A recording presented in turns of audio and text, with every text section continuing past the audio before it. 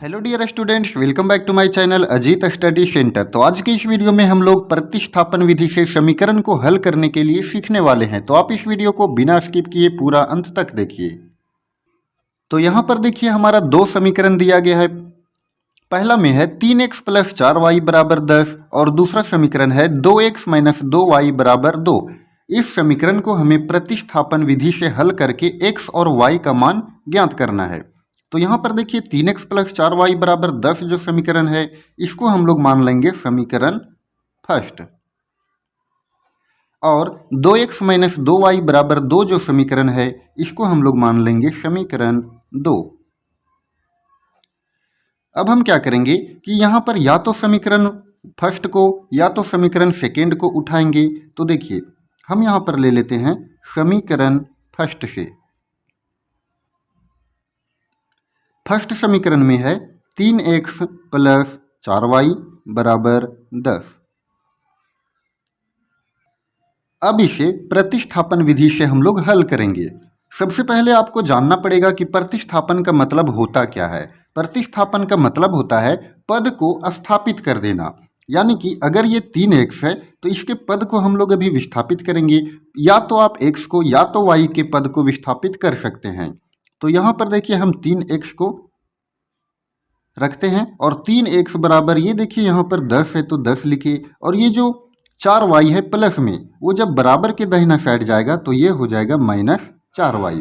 इस तरह से अगर हम यहाँ पर x का मान निकालना चाहें तो ये हो जाएगा 10 माइनस 4y, और ये जो 3 है वो बटा में 3 आ जाएगा। यानी कि इस तरह से हमें x का मान प्राप्त हो गया 10 माइनस 4y बटा 3।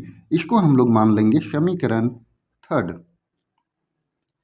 अब ये जो हमारा समीकरण थर्ड है, यानी कि x का मान जो 10 माइनस 4y बटा 3 आया है, इस x के मान को हम समीकरण सेकेंड में रखेंगे। तो यहाँ पर लिखेंगे x का मान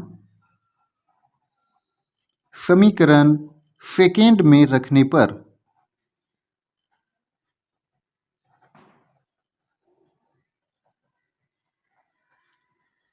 और हमारा समीकरण सेकेंड है 2x माइनस 2y बराबर 2। अब यहाँ पर क्या करेंगे कि ये x के जगह पर जो हमारा x का मान आया है वो रखेंगे। x का मान हमारा आया था 10 माइनस 4y बटा में 3, और ये है हमारा माइनस 2y बराबर 2।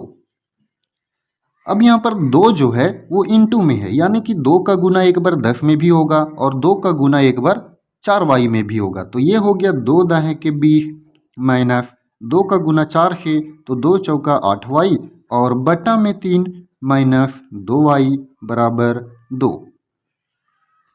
अब यहाँ ध्यान दीजिए, ये हो गया यहाँ पर माइनस का चिन्ह और ये हो गया अंश और हर। तो यहाँ पर देखिए ये अंश में है तो यहाँ पर हम एक में हर लिख सकते हैं। अब यहाँ पर ये भिन्न का घटाव हो गया तो 3 और 1 का एलसीएम हो जाएगा 3। अब यहाँ पर 3 एकम 3 1 आया, तो यहाँ पर 20 माइनस 8y, और ये माइनस में, तो देखिए यहाँ पर 1 से भाग देंगे 3 में तो 3 होगा, और 3 का गुना 2y में, तो 3 दूना 6y, और बराबर में 2। अब यहाँ पर ये है 20 माइनस 8y माइनस 6y, तो ये हो जाएगा माइनस माइनस प्लस, तो 8y माइनस 6y ये हो जाएगा माइनस माइनस प्लस हो गया, तो ये हो गया माइनस में 14y बटा में 3 और बराबर में 2।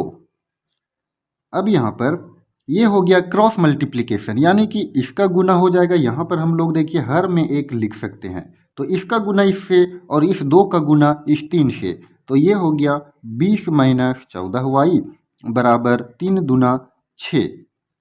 अब यहाँ ध्यान से देखिए 20, ये जो 6 प्लस में है, जब हम लोग इसे LHS में लाएंगे तो ये हो जाएगा माइनस में, और ये जो माइनस 14y है इसको RHS में भेजेंगे तो ये हो जाएगा प्लस में 14y। 20 में 6 को घटा देंगे तो ये बचेगा 14 बराबर 14y। अब यहाँ से हमें y का मान निकालना है, तो y बराबर हो जाएगा 14 बटे 14, और ये कट जाएगा एक बार में, तो इस तरह से y का मान हो गया हमारा 1। अब ये जो हमारा y का मान 1 आया है, इस y के मान को हम समीकरण फर्स्ट में रखेंगे। तो यहाँ पर हम लिखेंगे y का मान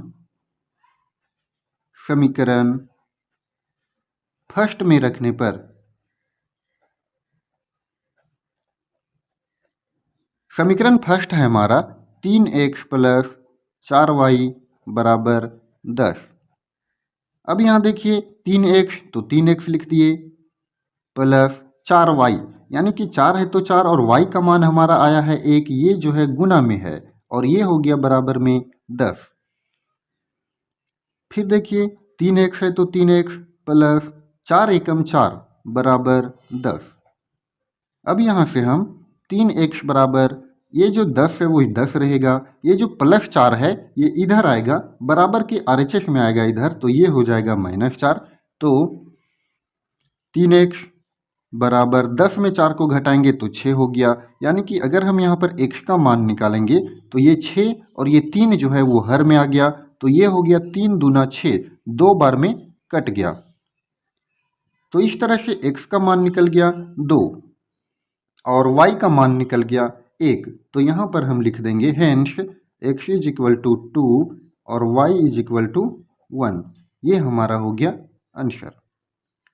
तो स्टूडेंट्स, आई होप कि आपको प्रतिस्थापन विधि अच्छे से समझ में आया होगा। अगर आपको ये वीडियो पसंद आया हो तो आप इस वीडियो को लाइक करें और चैनल पर नए हो तो चैनल को भी सब्सक्राइब करें। धन्यवाद।